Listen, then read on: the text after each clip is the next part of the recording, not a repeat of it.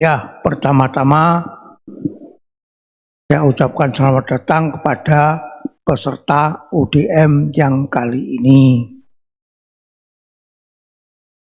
Semua juga sudah tahu bahwa meditasi Buddhis terbagi jadi dua jenis. Yang pertama disebut samatha bhavana atau meditasi ketenangan. Untuk samatha bhavana, kalau mau semuanya itu ada 40 jenis. Kenapa kok banyak sekali? Karena sifat setiap orang adalah berbeda-beda. Karena itu kalau mereka bermeditasi untuk samatha disesuaikan dengan sifatnya. Ya, yang paling mudah atau umum yaitu anapanasati atau pengamatan terhadap keluar masuknya napas, itu sebagai dasar karena semua orang atau semua makhluk bernapas. Kemudian yang kedua adalah metta bhavana, yaitu pengembangan cinta kasih. Karena apa? Karena setiap makhluk juga semuanya ingin bahagia. Karena itu untuk samatha bhavana umumnya gunakan dua objek ini dulu, yaitu anapana dan metta bhavana. Setelah keduanya ini dikuasai, maka baru mereka memilih mana yang lebih cocok atau yang lebih disukai atau yang mau ditekuni dalam 40 objek itu. Barulah mereka masuk ke dalam pelatihan meditasi vipassana bhavana. Meditasi vipassana bhavana disebut juga sebagai meditasi pandangan terang. Mengapa disebut pandangan terang? Karena mereka yang berlatih meditasi ini akan memperoleh kebijaksanaan.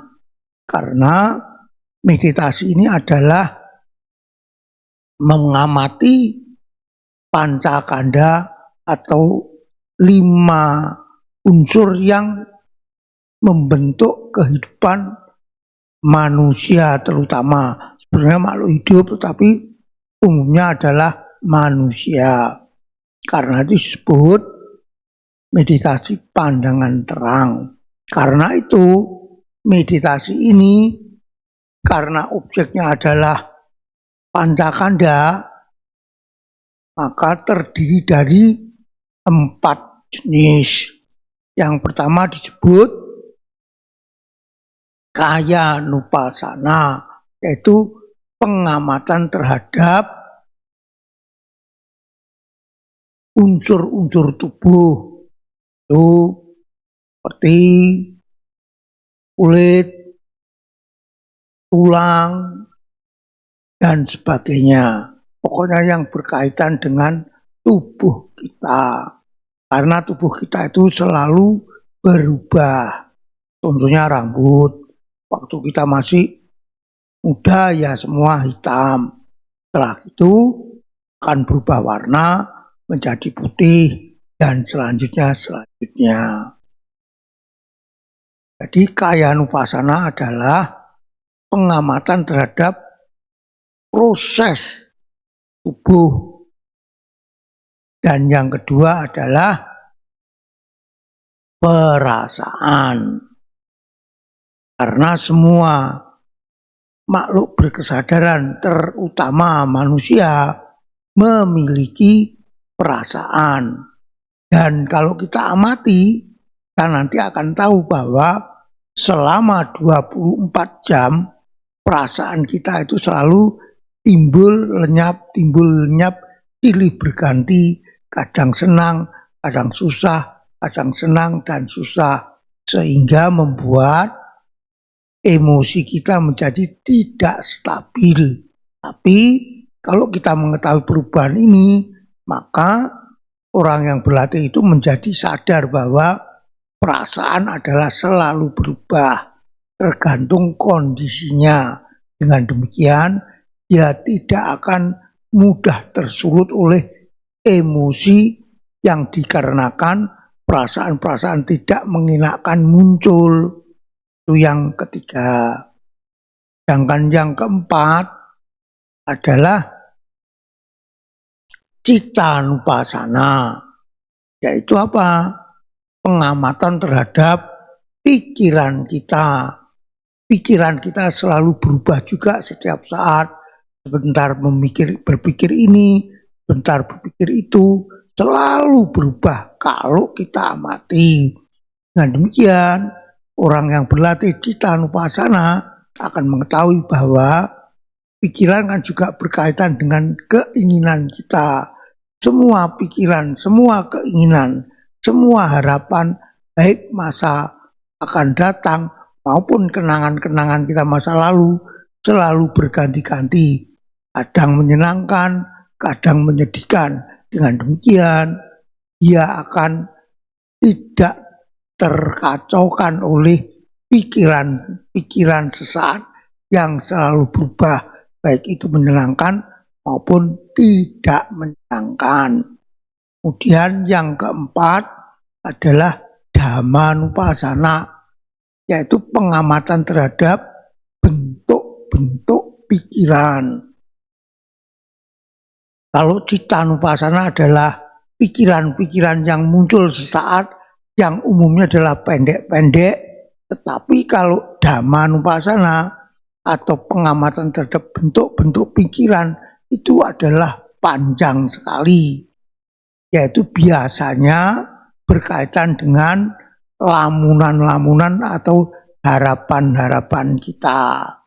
Dengan demikian, mereka yang berlatih vipassana akan mengetahui bahwa pancakanda itu sebetulnya muncul dan tenggelamnya hanyalah sesaat, dan munculnya itu pun juga tergantung daripada kondisi yang saat itu Anda alami. Karena itu tidak tentu, bisa menyenangkan, bisa tidak menyenangkan. Itulah yang vipassana.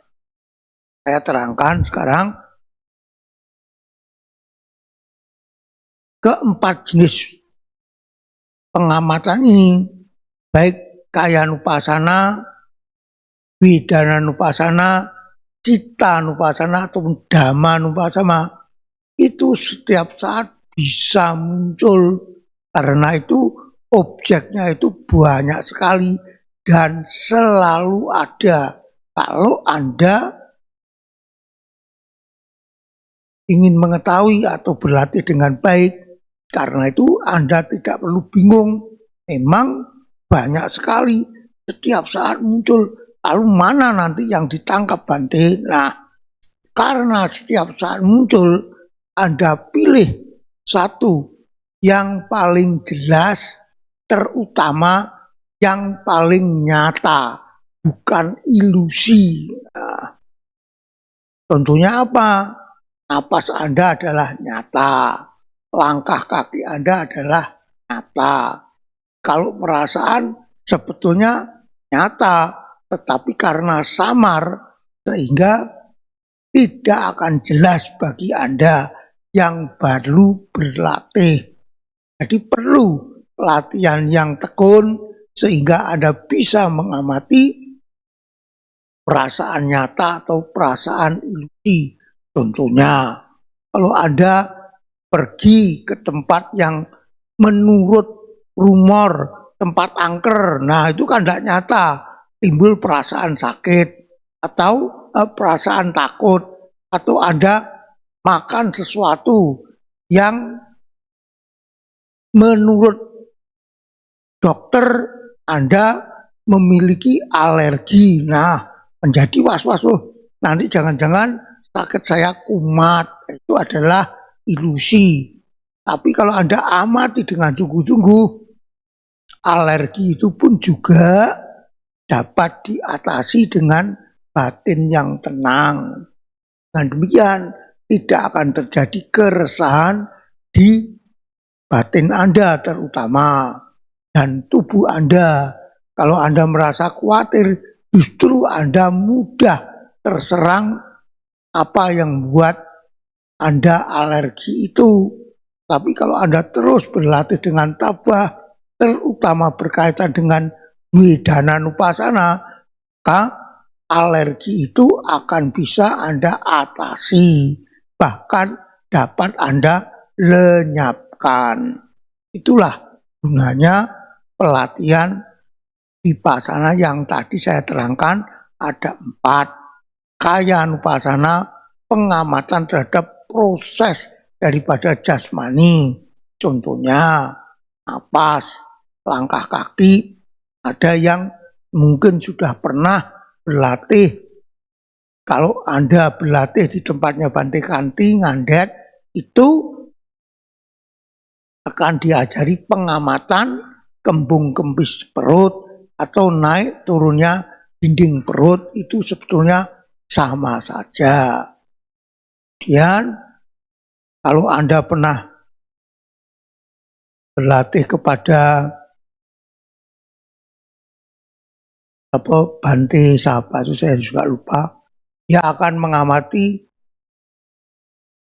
tubuh, seluruh tubuh dari atas kepala sampai ke kaki, yang biasanya mengucapkan tancap atas kepala, dirasakan sampai ke bawah, itu pun juga bisa.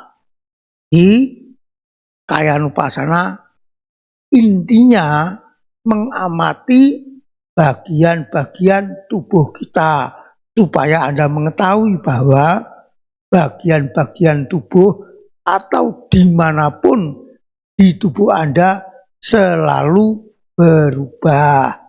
Kadang keras, kadang lembek, kadang panas, kadang dingin, dan sebagainya. Dan yang kedua, Wedana Nupasana. Yang Anda amati adalah perasaan-perasaan Anda, baik perasaan yang berkaitan dengan jasmani maupun batin. Nah, dan Citta Nupasana, pengamatan terhadap pikiran-pikiran Anda, terbagi 2 kalau ingin teliti, yaitu 1 Citta Nupasana berkaitan kesadaran pikiran kita yang pendek, dan Dhamma Nupasana berkaitan dengan bentuk-bentuk pikiran atau isi pikiran atau lamunan-lamunan baik masa datang, akan datang, atau yang telah lalu. Itu adalah Citta Nupasana. Jadi ada 4. Nah, pada saat latihan ini, keempat-empat itu bisa muncul silih berganti. Tinggal Anda, kalau baru permulaan kan bingung, maka itu saya beri pencatatan atau keterangan, tangkaplah yang paling jelas bagi Anda dan yang paling mudah. Jadi kalau muncul misalkan 1 pikiran, 1 perasaan, contohnya lutut sakit, nah, Anda amati aja mana yang paling mudah, paling nyata, paling terang yang dapat Anda rasakan, itu yang Anda pegang supaya Anda tidak bingung. Contohnya lutut saya sakit, itu pasti lebih jelas daripada pikiran atau lamunan pikiran, abaikan, amati ke rasa sakit lutut. Nah, kalau sudah mereda, mana yang jelas? Oh, sekarang pikiran yang lebih jelas. Amati pikiran Anda, terus berganti-ganti 4 hal itu. Lama-lama nanti Anda akan menjadi terbiasa dan menjadi mudah latihannya bagi Anda. Kuncinya adalah mengetahui bahwa pancakanda kita semua itu adalah bersifat sementara dan juga selalu berganti. Dengan demikian Anda akan memahami apa yang disebut anicata, yaitu pemahaman tentang perubahan, terutama perubahan terhadap pancakanda Anda. Itu yang perlu diketahui. Ya, ada pertanyaan? Silakan. Ya, kalau tidak ada, mulailah berlatih. Bisa duduk, bisa jalan, bisa Anda, kalau Anda ragu bisa Anda selang-seling. Misalkan duduk 1 jam, jalan 1 jam, atau duduk 1 jam, jalan setengah jam, bisa. Sesukanya, sekuat Anda, janganlah terlalu memaksa. Intinya adalah jalan tengah adalah tidak terlalu malas, tidak terlalu keras. Itu adalah intinya. Ya. Kita mulai dan silakan Anda pilih sendiri yang mana, yang duduk atau yang jalan. Sesukanya Anda. Yang penting duduklah dan jalanlah, jangan terlalu berhimpitan sehingga mengganggu teman Anda. Ambillah jarak yang sesuai. Selamat berlatih.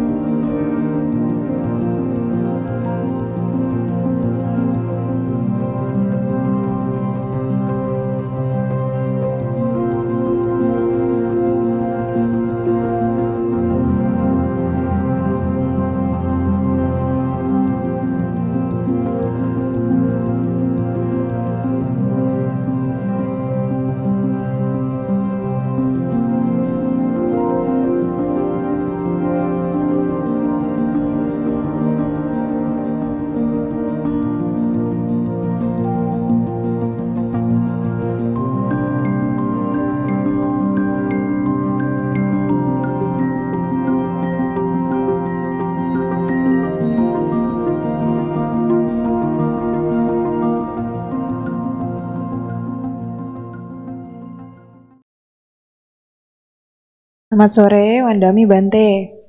Bante, nama saya Ratna. Saya mau tanya Bante, kenapa kalau kita meditasi itu kita lebih gampang kayak ngerasa reaksi fisik Bante? Misalnya kayak kepala itu kayak berdenyut, terus kayak rasa gatal-gatal yang ada di sekitar area wajah. Padahal kalau kita nggak meditasi kan nggak kerasa Bante. Terus kadang kayak ada yang ngalir juga dari kepala bisa turun sampai bawah. kadang ngerasa kayak panas-panas gitu Bante. Itu gimana tuh Bante? Ya memang pada saat kita meditasi, satu, mata terpejam sehingga konsentrasinya lebih tajam. Karena konsentrasi kita lebih tajam, secara otomatis perasaan kita menjadi semakin peka. Dalam keadaan biasa mungkin kita tidak mempedulikan atau terganggu oleh objek-objek lain, baik suara ataupun apapun. Nah, sekarang objek-objek gangguan itu boleh dikata kita abaikan ada, tetapi kita abaikan, tidak kita pedulikan.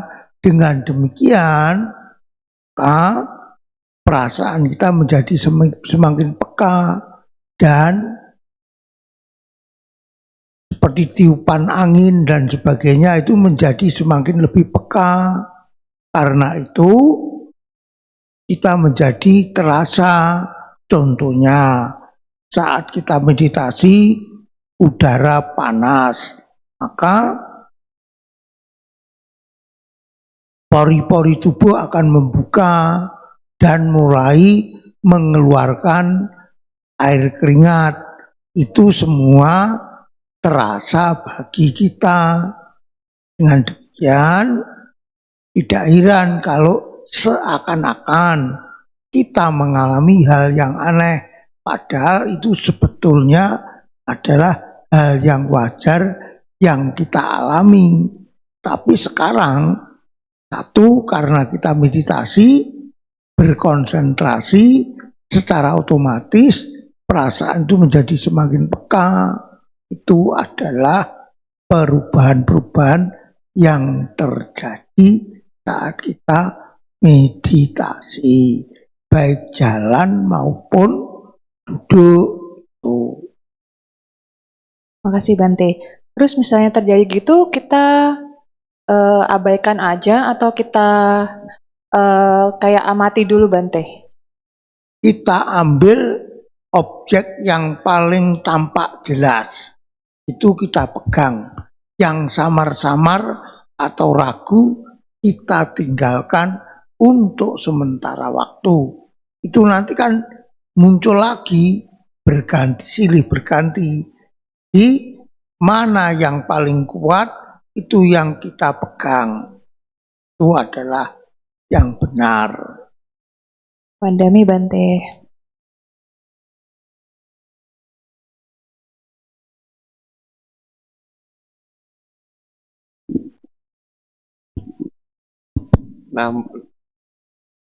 Namo Buddhaya Bante. Nama saya Andrew. Ini tadi saya meditasi ini mengalami seperti ada kaki kesemutan gitu. Terus saya coba mengamati dan ternyata seperti yang Bante bilang yang pagi hari itu ada muncul berlangsung lenyap gitu. Itu apakah seperti itu yang namanya anicca gitu, perubahan? Dan kadang ada yang berlangsungnya lama gitu, baru lenyap, ada yang sebentar baru lenyap. Ya itu yang disebut anicca. Baik lama maupun sebentar, semuanya adalah anicca, perubahan. Dulunya tidak ada, menjadi ada. Yang ada juga semakin lama semakin buyar dan hilang. Itu namanya semua adalah anicca, perubahan. Itu semua perlu diamati, walaupun samar-samar. Yang samar-samar nantinya akan menjadi jelas, yang jelas akan menjadi semakin jelas. Terima kasih Bante.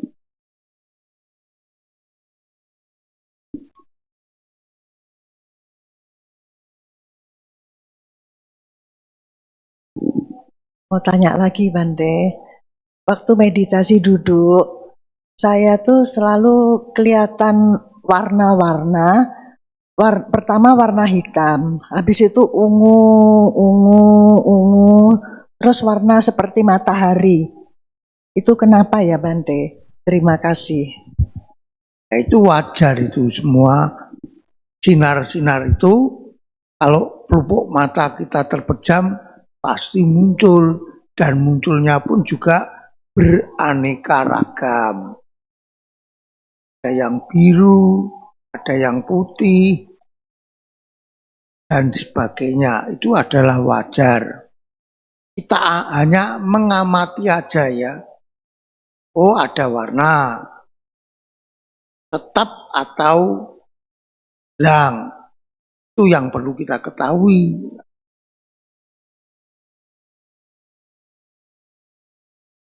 Jadi semua itu pasti ada perubahannya, baik kecil maupun besar. Itu yang penting kita ketahui. Itulah yang disebut pengertian tentang perubahan atau anicca. Semuanya kita akan memiliki pancakanda, tubuh, perasaan, pikiran, bentuk-bentuk pikiran, semuanya pasti mengalami perubahan. Itu yang perlu kita ketahui. Ya.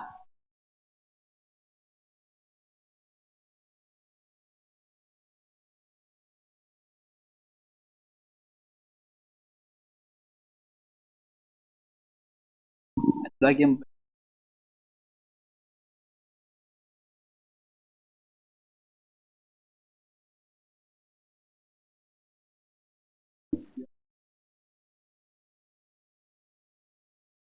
Namo Buddhaya Bante. Saya tadi menggunakan dua teknik meditasi. Yang pertama itu teknik pernafasan aja, biasa aja. Terus kemudian yang kedua itu teknik dua titik di kaki, 2 titik di perut, 2 titik di bahu dan dahi dan sebagainya sampai seluruh tubuh sampai belakang juga. Itu terus kemudian kalau yang teknik pertama itu saya tidak merasakan apa-apa, ya biasa-biasa aja. Ya, kadang kesemutan juga gitu ya. Terus kemudian yang teknik kedua itu yang 2 titik itu kok saya merasa kok ada aliran darah apa namanya mengalir ke seluruh tubuh itu, terus kemudian kok ada terasa anget-anget gitu loh Bante. Nah itu pertanyaannya saya yang bagus yang mana? Yang titik pertama atau titik kedua? Yang 2 titik itu. Terima kasih. Ya.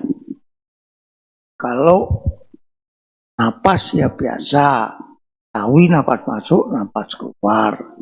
Mungkin semakin lama makin halus. Kalau daerah titik tubuh, ya amati aja daerah itu, mungkin atas kepala, kemudian ini perasaan pantat, ini pantat kan kita duduk ini kan ada perasaannya hangat dan sebagainya. Itu saja. Bisa juga konsentrasi soal aliran itu ya tergantung kondisi. Semakin cuacanya panas, tentu gerakan aliran udara di dalam tubuh itu juga semakin terasa.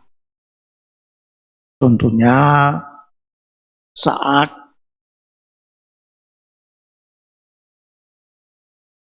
keringat mulai keluar, itu kita bisa merasakan membukanya pori-pori tubuh, dan akhirnya air keringat yang menetes itu juga dapat kita rasakan seperti gatal-gatal dan sebagainya.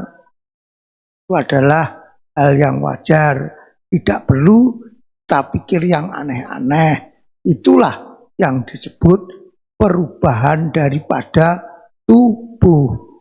Karena ada perubahan, dengan demikian kita mengerti bahwa setiap perubahan tubuh itu pasti membawa tubuh kita menjadi mudah sakit. Dengan demikian kita mengerti bahwa tubuh itu adalah mudah rusak. Itu yang perlu kita ketahui.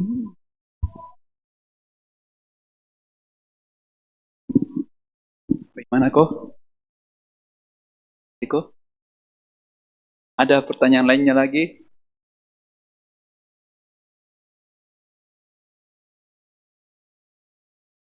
Dani.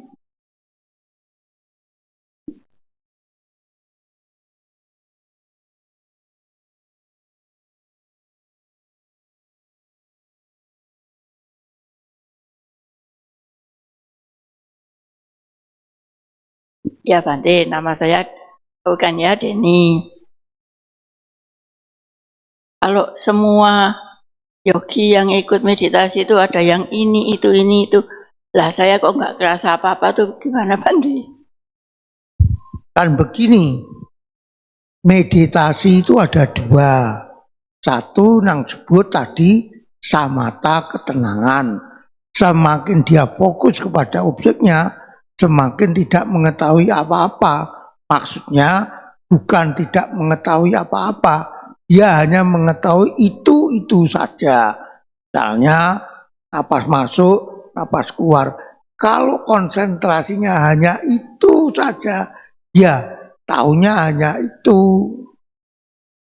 Jadi karena itu mungkin Bu Dani saat meditasi menggunakan anapanasati, konsentrasinya terhadap napas masuk, napas keluar semakin lama semakin kuat. Dengan demikian, apapun yang terjadi di luar menjadi tidak terasa. Karena apa? Karena konsentrasi kita terfokus, tersedot, terpusat di masuk keluarnya napas. Tuh. Karena itu Bu Dani merasa tidak mengetahui apa-apa. Tidak melihat apa sinar-sinar itu ya enggak. Ya biarkan saja. Yang penting bisa konsentrasi kepada objek itu yang betul gitu loh. Terus juga ini Bante, panas tubuh iya sih, tapi enggak keringetan sih. Kayaknya panas gitu. Apa itu berdarah panas Bante berarti? Ya udara panas apalagi. Enggak berdarah panas gini, udaranya sih kan dingin ada AC. Tapi dalam tubuh ini kayaknya panas gitu. Apa itu yang dinamakan berdarah panas itu ya Bante? Oh ya enggak. Lah itu. Tapi apa itu bukan kayak kekotoran batin gitu tak Bante? Bukan ya? Bukan. Itu adalah reaksi gejala tubuh. Oh iya. Kan di dalam tubuh kita ada udara juga. Namanya udara itu kan selalu bergerak dari tempat yang panas, menuju yang dingin. Dengan demikian terjadi perputaran itu di luar, yaitu di tempat-tempat luas. Di tubuh kita pun juga ada. Umumnya dari daerah perut ke atas, itu kepala. Perut kalau setelah makan kita akan menjadi panas. Dengan demikian mereka tekanannya lebih tinggi. Dengan demikian angin di dalam tubuh kita bergerak.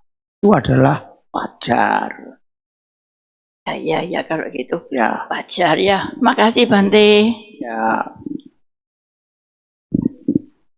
Terima kasih Jidani. Mungkin masih ada yang mau bertanya lagi? Yorin, Pak Matrisa, Cibutia.